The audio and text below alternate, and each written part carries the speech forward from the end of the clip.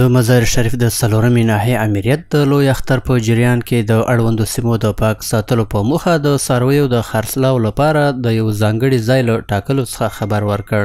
د یادې ناحیې امیر د دغې ناحیې له اړوندو کلانترانو او د ګذر وکیلانو سره د غونډې پر مهال دې موضوع ته په اشارې ټینګار وکړ چې کلانتران باید د دې پروسې په پلي کولو کې له دوی سره همکاري وکړي.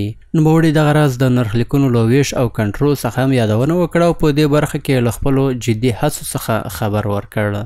څلور ځایونه مشخص شوي د ښاروالۍ طرفه څخه او په هغو کې د څلورمې ناحیې یو ځای د چوک ابوبکر صدیق د چلمتره خامه سړک دا ځای دی.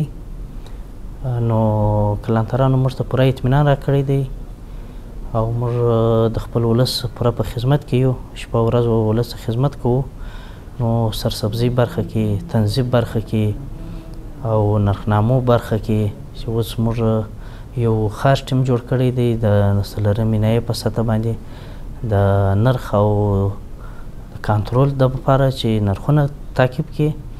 نو ولس موږ ته اطمینان راکړی دی او زموږ طرفه ټول ولس ته اطمینان دی چې موږ به پوره خدمت او پوره همکاري ورسره کوو.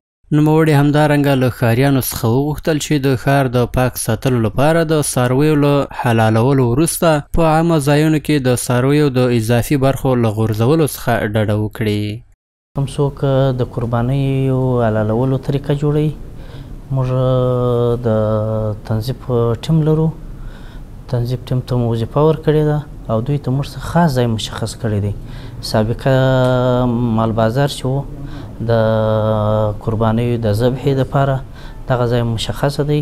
هر څوک کولی شي و دغه ځای ته خپل قرباني وویسي، هلته یې ذبحه کړي.